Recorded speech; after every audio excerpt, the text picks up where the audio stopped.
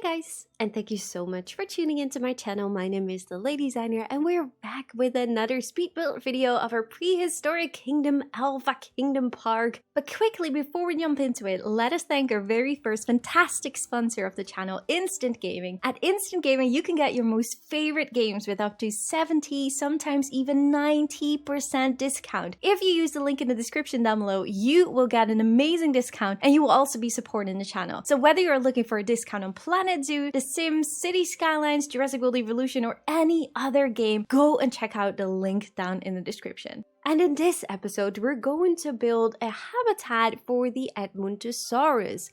You guys voted on the community wall, and the first one was this Styracosaurus, and the second one was the Edmontosaurus, so that is why we're going to add this one right now. For those of you who are wondering why I did not add the Tyrannosaurus or the Microraptors yet, I know that a lot of people already started with the Tyrannosaurus, so I thought, you know what, we're first gonna do all the other dinosaurs before we're going to add the Tyrannosaurus. So obviously, we are going to add the Tyrannosaurus probably somewhere in the middle of this park, really creating it some kind of main feature.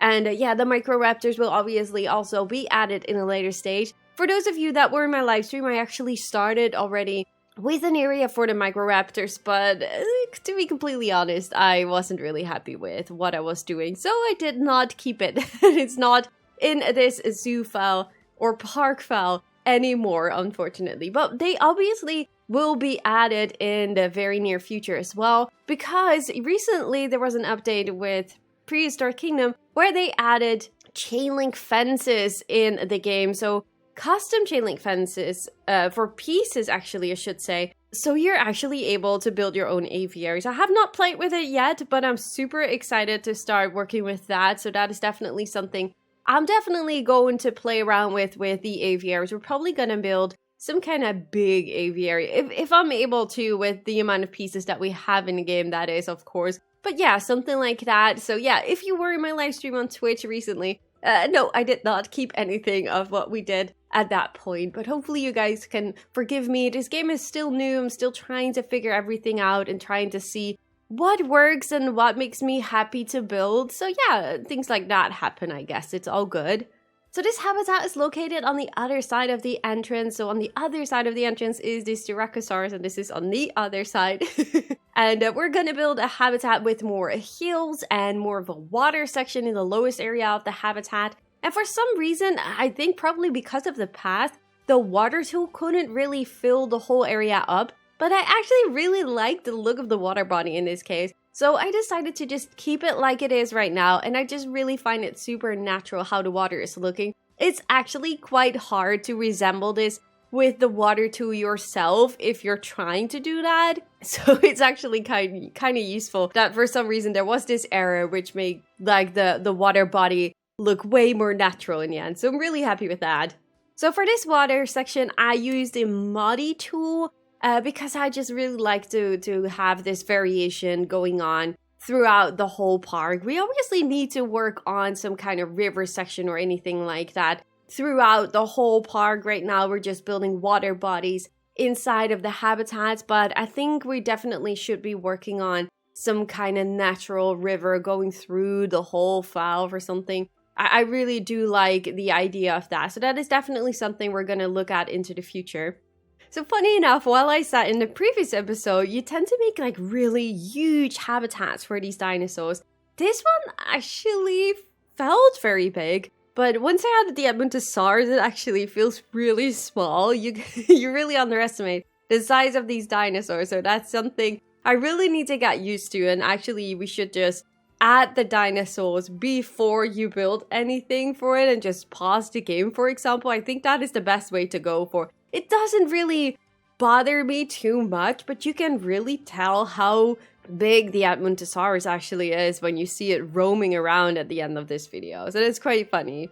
So for this house, I really wanted to make some kind of round viewing platform, and it was a good moment to test out the rotation of the 3D gizmo in the game. which actually works very smooth. So I'm very happy with that. So far, I couldn't really tell that it was like kicking up or anything. So yeah, I'm pretty sure that making domes and other round-shaped buildings is definitely doable in the future for this game as well, which is just very good to mention. And in general, it's just super nice that guests can actually just walk over anything you build for them. I really can't wait to see how it will look once the guests will be actually updated and really respond to the dinosaurs, like really having those interactions and stuff. And yeah, it's just really, really cool to see them use everything you put down in this game. So that is just really, really useful.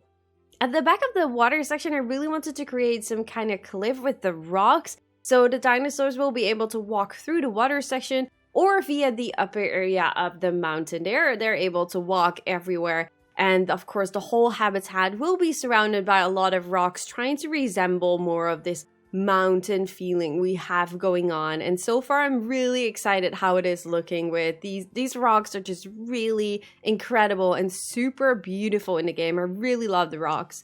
But again, like I mentioned in the previous episode, I really did the whole time when I'm building these things, I have like this Ark music in my head, Ark Survival Evolved, and I feel like I'm just building some kind of mini map for these dinosaurs. I don't know, I'm just having super fun with making these natural areas, natural habitats, and I guess I should just start Ark real soon again and just play around a little bit with that. So maybe it's just my urge to get back into that game again. Not for the channel. I maybe for the lady gamer, but not for the lady designer. But yeah, I don't know why, but it just every time feels like I'm building a mini map for Ark. It's just very funny. So as I said, like the habitat is surrounded by a lot of rocks, so there are no fences involved either in this habitat, neither in the Styracosaurus habitat. But the Edmontosaurus is not able to escape. It's really closed off everywhere. But honestly, it doesn't really matter because if they would be escaping, the gas would not respond to it and the Edmontosaurus will not respond to it either. So I guess it doesn't really matter in this case with the alphas. But later on, those kind of things will be updated, of course. So then it's going to be more important to keep that in mind. And as I also mentioned in the previous episode, I'm just very curious to see how it's going to work once the animals need to get fed by the feeder, by the staff members, and yeah, how that will be done. Like we don't have any gates for the fences and those kind of things. So that is definitely something I'm just curious of in the future, how that is going to work out once the game will be updated more.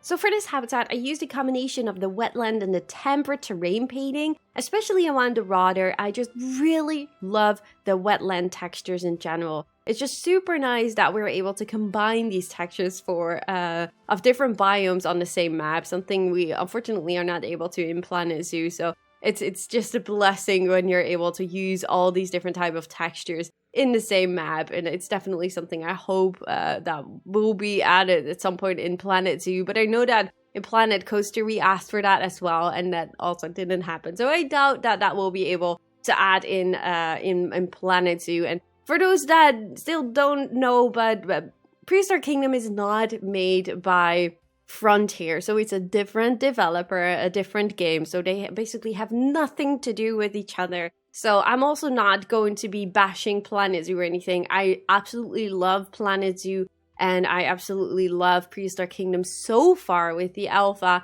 And I think both games can absolutely just exist next to each other. Many people will love Planet Zoo still. Many people will love Prehistoric Kingdom. Many people will be playing both games, and I don't really see any reason of like being negative about one of the games. They're just two different games, and they're both just having a great potential, and then are just an amazing game. So I don't really see any reason why to be negative. But obviously we can wish of some kind of things that we would love to see in Prehistoric Kingdom, like for example underwater viewing galleries and things that are in Prehistoric Kingdom that we really would love to see in Planet Zoo. But obviously they're two different games made by two different companies, so it does not have to happen at all.